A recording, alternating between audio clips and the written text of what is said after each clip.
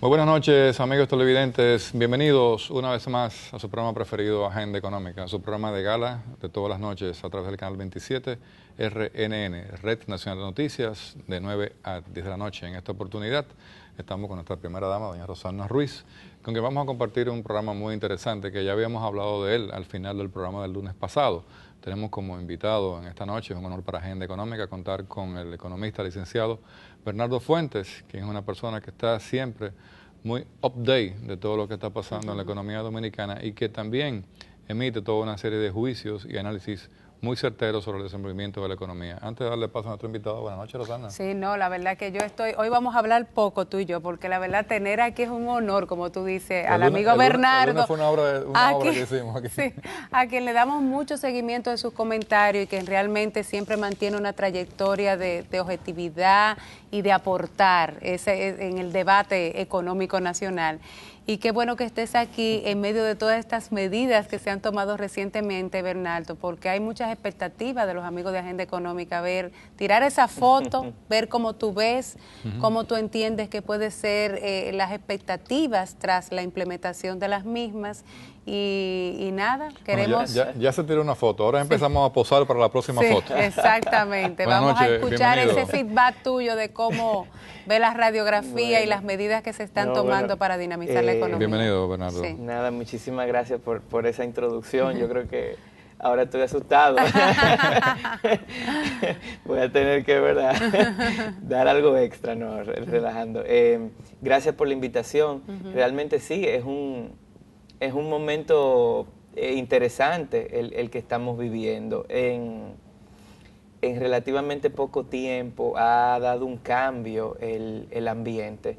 Han habido noticias preocupantes, pero al mismo tiempo se ha dado una respuesta, de hecho una respuesta bastante contundente de parte de las autoridades. Pero quizás para poner la cosa un poco en contexto. Sí, para quizás irnos un poco atrás. O sea, hace pocas semanas, diríamos quizá un mes, 2 meses, ¿verdad?, desde inicio de año, había mucha preocupación sobre lo que iba a ocurrir en la economía. Había un panorama preocupante porque se esperaba una desaceleración de la economía por el impacto de la reforma fiscal, por el impacto de las medidas de consolidación fiscal que iba a tomar el gobierno. El gobierno tiene al día de hoy todavía la meta de reducir su déficit de una forma muy importante. Entonces, vamos a decir, la incertidumbre que eso generaba de si realmente el gobierno iba a ser capaz de hacer eso, la preocupación sobre si iba a ser capaz de lograr sus metas de recaudación, sí, y al mismo tiempo entonces los anuncios de que la inflación estaba ahí ya muy alineada con la meta del Banco Central, lo cual le decía por lo menos nosotros de parte del sector privado, que había relativamente poco margen para operar, porque no es lo mismo tú tomar medidas para estimular la economía cuando tú tienes la inflación muy baja, que cuando ya tú estás ahí en tu meta. Yo personalmente tenía mucha preocupación sobre hasta dónde el Banco Central iba a poder operar dentro de ese ambiente muy poco amigable. Pero han surgido una serie de noticias. Lo primero, no lo voy a decir en orden, pero por lo menos en el orden que me viene a la mente, lo primero es el hecho de que la inflación fue negativa en el mes de abril. Eso creo que poca gente lo ha quizá dimensionado, las implicaciones que eso tiene. Eso tiene implicación, primero, obviamente, de que ya hay un poco más de margen para el Banco Central actuar. Y que el efecto de la reforma ya fue por una sola vez en cuanto al DEBI, sobre todo, que es un impacto de una sola vez. Es como que ya cruzamos ese río charco, hasta cierto punto. Porque en enero fue sustancial la inflación. En enero fue alta la inflación, entonces como que ya eso había pasado. El anuncio entonces de que la economía estaba creciendo apenas 0.3% en el primer trimestre también da margen, porque el Banco Central en las proyecciones trimestrales que se habían presentado a finales del año pasado estaba visualizando una desaceleración de la economía, pero era más en la segunda mitad.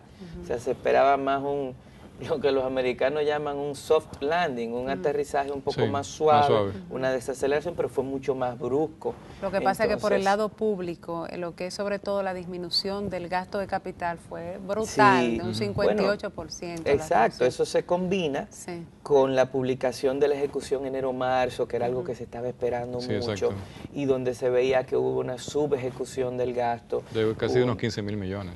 Muy importante. Muy importante. O sea, bien importante versus lo que se esperaba, porque al final del día el gasto aumentó. O sea, eso fue lo que como pasa es que no aumentó como se esperaba. Eso fue como que al cinturón se le acabaron los hoyitos. Hubo que hacerle uno con un destornillador y le dijeron, apriétalo más. El desfase que hubo también por la colocación de los bonos soberanos y la situación de Barry fue uno de los elementos. No por la colocación, sino por la tardanza en colocarlos. En tardanza, exacto, porque fue exitosa la colocación, pero no salió en el timing. El timing que se había previsto originalmente. Son tantos elementos, Son en muchas poco tiempo. cosas al mismo tiempo. Sin embargo, la gente siempre la gente se la pasó en feria de Barry y Miranda. Entonces, no, y que algo importante de estos numeritos fiscales también, que sobre todo para el sector privado y empresarial hay un ambiente de confianza en que hay una intención realmente por el lado de la disciplina, por el lado de la transparencia y por el lado de la consolidación de las finanzas públicas. Sí, bueno, yo discutía con una persona los otros días que me decía, bueno, no se colocaron los bonos a tiempo, pero igual el gobierno tiene acceso a endeudarse internamente.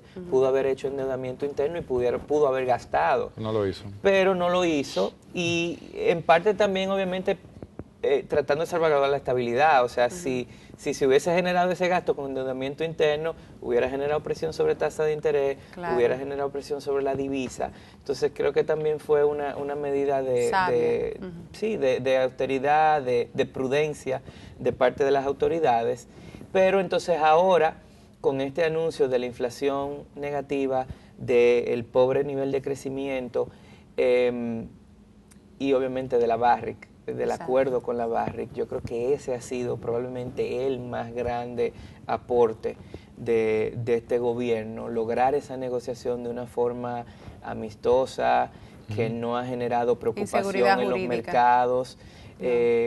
Realmente lo que se ve es que el margen de riesgo, el spread, lo que está bajando, o sea, la comunidad internacional lo ha asumido de una forma muy positiva.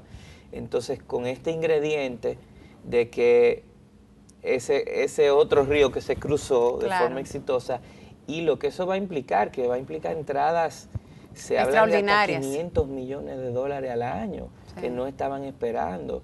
Entonces eso como que abre una nueva posibilidad a la economía crecer un poco más rápido de lo que se estaba esperando, y sin generar presión, sin generar preocupaciones cambiarias, ese tipo de cosas. No, y las reservas se han podido fortalecer.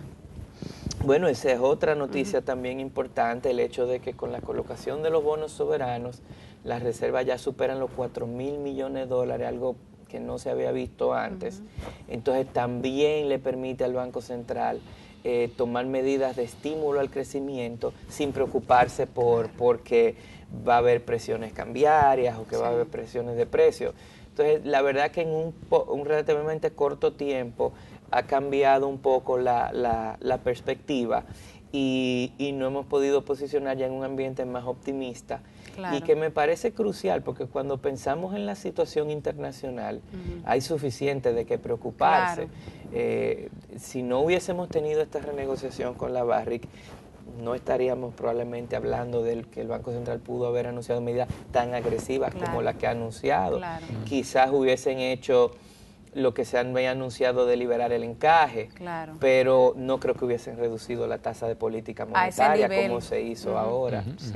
Vamos a una pausa, Bernardo, y regresamos en un momentito.